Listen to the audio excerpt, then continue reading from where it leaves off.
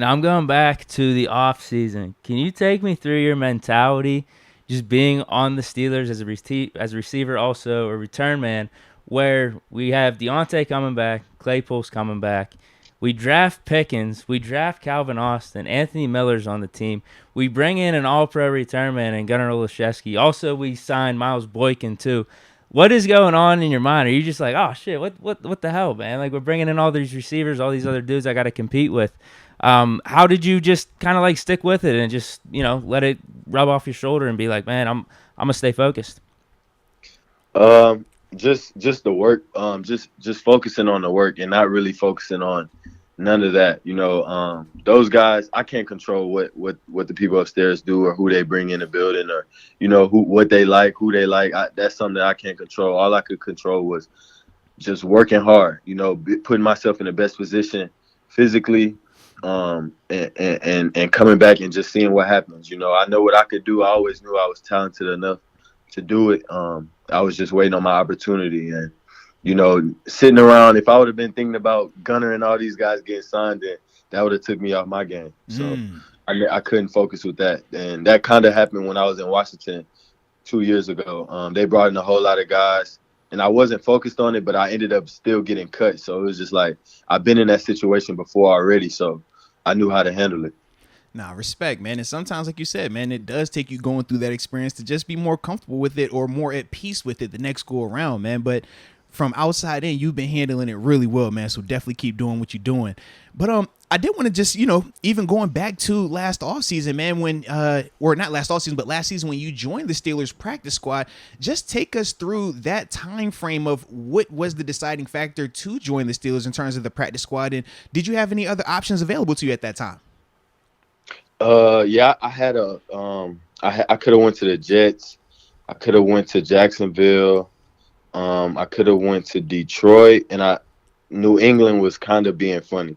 Okay. So you had So options then. I kind Okay. of when my agent called and said the Steelers call, I'm like, let's go. Like I was ready to come. It wasn't no debating. I wasn't waiting on nobody else to call me and let me know nothing. I'm coming to Pittsburgh, PA, and we're gonna rock out from there. I like that. Now, were all the other options practice squad as well, or were any of them money wise different or anything like that, or was everything pretty much the same across the board? Yeah, it was all pretty much same across the Okay. board. Start off on practice squad and see what happens from there. I was also familiar with the receiver coach that was here already, Ike Hilliard. Absolutely. My Shout out rookie to Ike. season, yeah, shout out to Ike. Big shout out to Ike. My rookie season in Washington, he was my receivers coach, so I was very comfortable knowing that he was here already in the building, and that I know how he coached, and he could help me pick up the offense pretty quickly, and I just knew how he would teach it to me, so I was very comfortable. And it was a great place to come compete, and earn a spot rather than, going somewhere and just getting a spot. I knew I had to come here and earn my spot, and it took me a year and a half almost, but I'm still working. Nah, I like that though. Okay. You talked about that year and a half, and then even earlier you mentioned working and waiting. Now, what was the most positive thing you took away from being on the practice squad? And I'm assuming, because I was going to say, what was a positive and what was a negative? I'm assuming the negative is just not being on the 53-man roster, right? The uncertainty.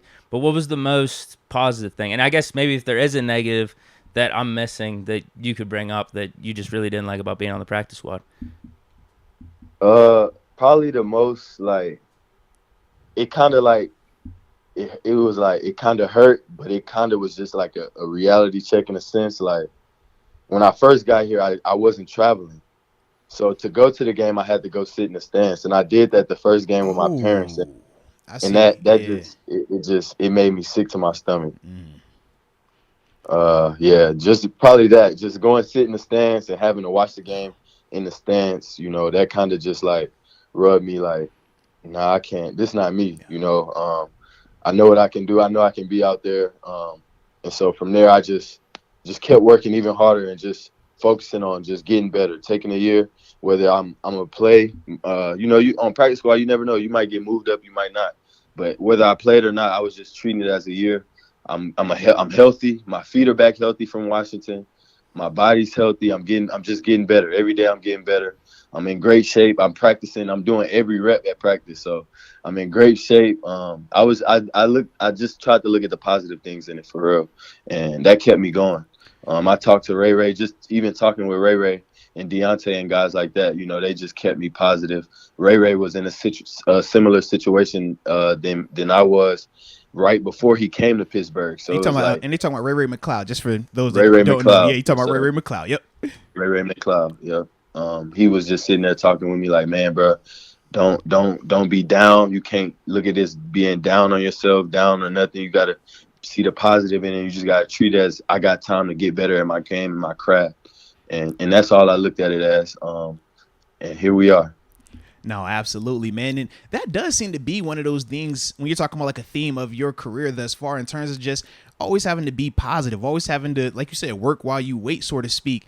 And even you joining the NFL out of the University of Kansas, just talk a little bit about your story in terms of joining the Washington football team at that time as an undrafted guy. But did you expect to be drafted? Was that something that, you thought was going to happen and it was a little bit of a surprise for you? But just talk about that as well in terms of the draft experience. Draft experience. It was kind of rough. I kind of felt like I could get drafted later. My grade was late to undrafted, but I still felt like it was a chance for me to get drafted late just because of the numbers that I put up at Kansas. Mm-hmm. I was second overall in every wide receiver stat. So it was just like I still felt like I had an opportunity to get drafted. It ended up not happening. Washington called Ike Hilliard actually called my phone. Oh wow.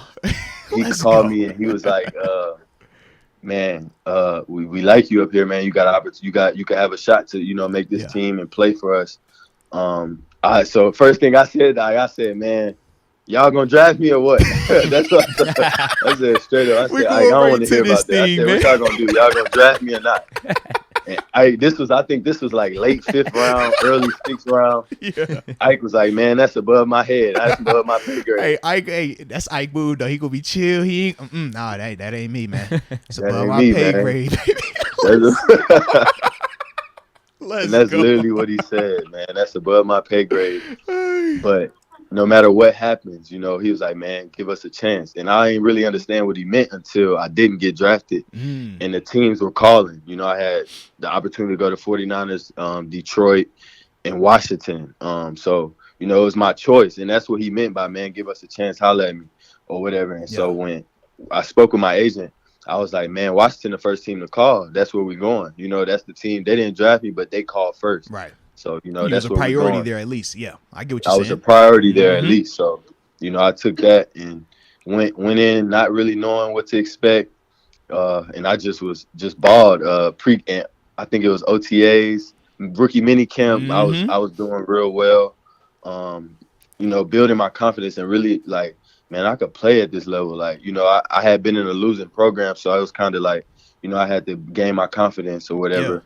Yeah. But I started gaining confidence and started realizing, like, man, I could play with these guys. These guys can't cover me. Like, I'm about to say, it's the fast same. is it's fast. still football. I'm about to say, fast is fast. It don't matter where you played at.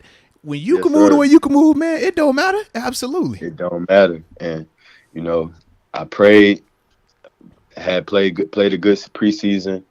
And shoot, I kind of knew the last game. I had like a good kick return in the preseason game, and I scored a touchdown. Dwayne Haskins threw me a touchdown pass against the Ravens. Shout out to Haskins, man. Absolutely. Shout out to Dwayne. He threw me a touchdown pass.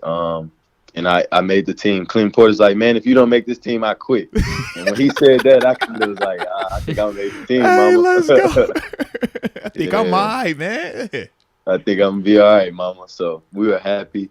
And it's been a crazy story ever since. Like, me and my agent still talk about it. Like, now I'm in year 4, vested player. Yes. A lot of undrafted guys don't Say make it again. Year 4 vested. Let's get it, man. Year 4 vested. Like, that's a big blessing, time, baby. That is major, that's a big blessing, man. For those that sir. don't understand, vested is when we're talking about your health insurance. We're talking about your pensions and all those things, man. Like, tapping into that, man, that is major in terms of just the long-term longevity element, man. So, big time salute to you for that, man.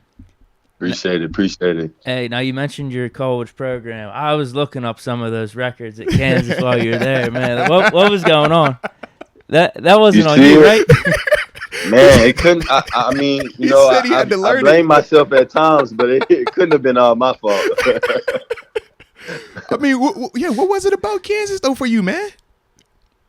What do you mean? What was it about Kansas that made me go there? Yeah, and like staying through Man, it all. that was my only offer. That was my only offer. You didn't want to like change it up. You know, transfer portal is like a big thing nowadays, man. That's nowadays. We didn't have that then. And I got a mama that's God fearing. So all right. You know, I know what time it is. Stay the course. Absolutely. Just trust God, baby. Just trust God. You don't need to do all that. You can be just fine. My mama the same way. Absolutely, man.